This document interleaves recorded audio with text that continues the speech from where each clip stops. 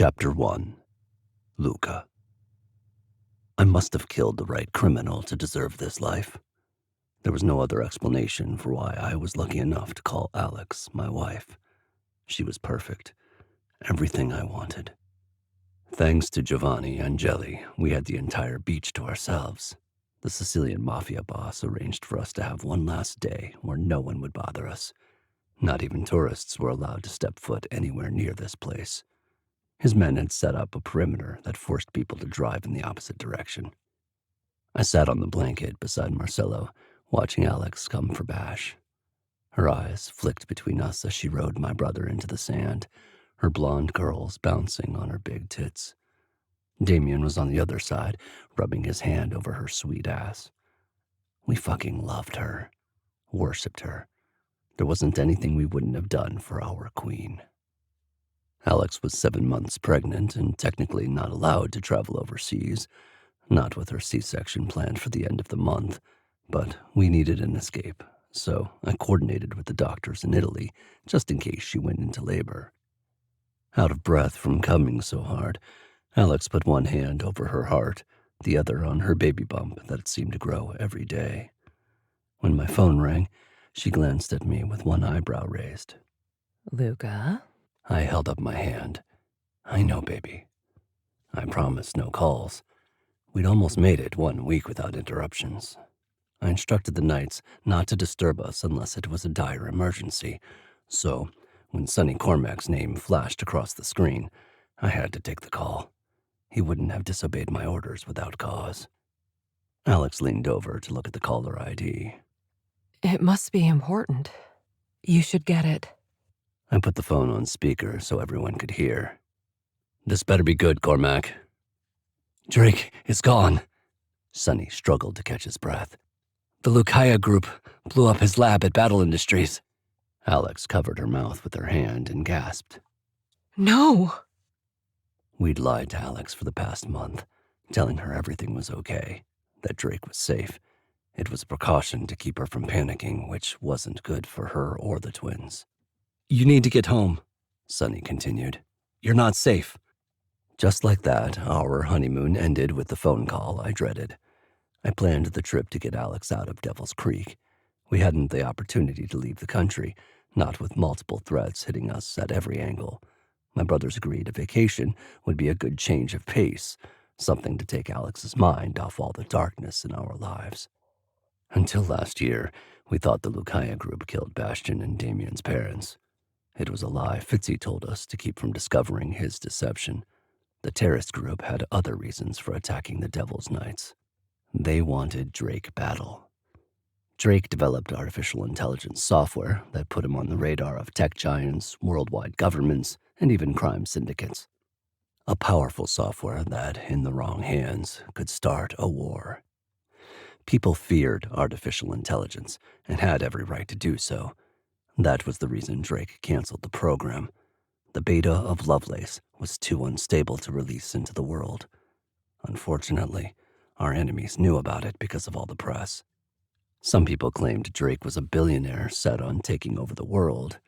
Others believed he was a genius, a pioneer ahead of his time. There was nothing like Drake's software on the market. Get home, now, Sonny said into the receiver with panic in his tone. The Knights need their leader. He paused for a moment. There's one more thing.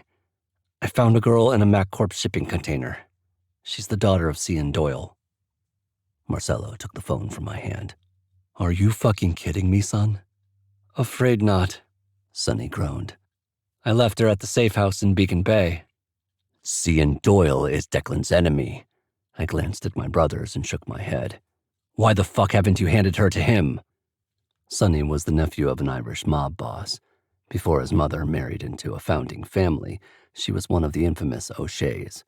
The founders almost didn't allow Sonny's dad to marry her because of her connection to organized crime. But when you're as powerful as the Cormacs, the rules don't apply. Because I'm trying to figure out what she's hiding, Sonny said in his defense. I'll deal with the girl. Don't worry about it. Get rid of her, I ordered. Alex is ready to pop out the twins. We don't need another crazy mob boss breathing down our backs. Alex wasn't handling this pregnancy as well as the last one. With Sophia, she was fine up until the delivery. The postpartum depression made it harder for her to bond with her daughter. And with the twins, she was having a lot of panic attacks. Her anxiety was getting out of control. Some mornings, she woke up unable to breathe until she realized it was a dream. The four of us had tried to shield Alex from the truth. She knew Drake and some of the Knights had attempts on their lives. To ease her concern, we worked from home. It had been more than 6 months since I went into Manhattan, the headquarters of Salvatore Global. Same with Bastian and Damien. They were running Atlantic Airlines from their home office they shared.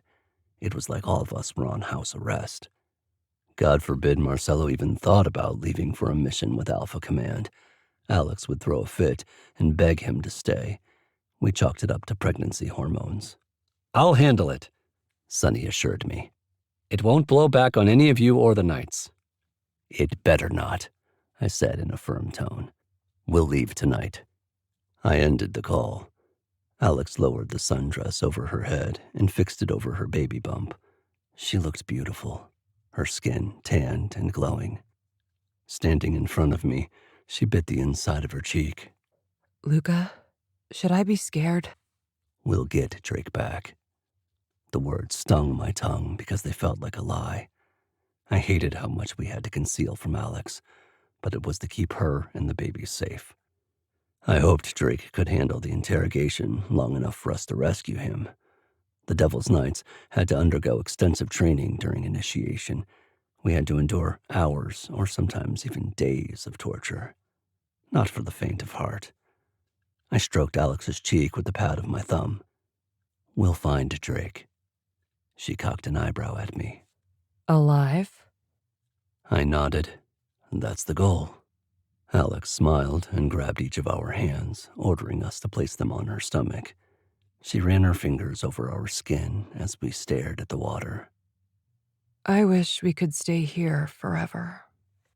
"Me too," we whispered in unison. It was the truth.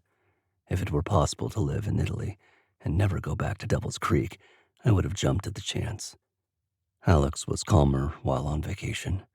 I hadn't seen her look so at peace in a long time.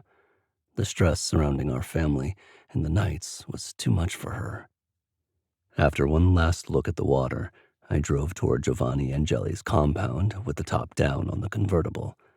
Alex sat beside me with her curls blowing in her face, a smile gracing her pretty pink lips. My brothers were in the back seat. Why couldn't we have gotten another hour with our wife before we had to return home?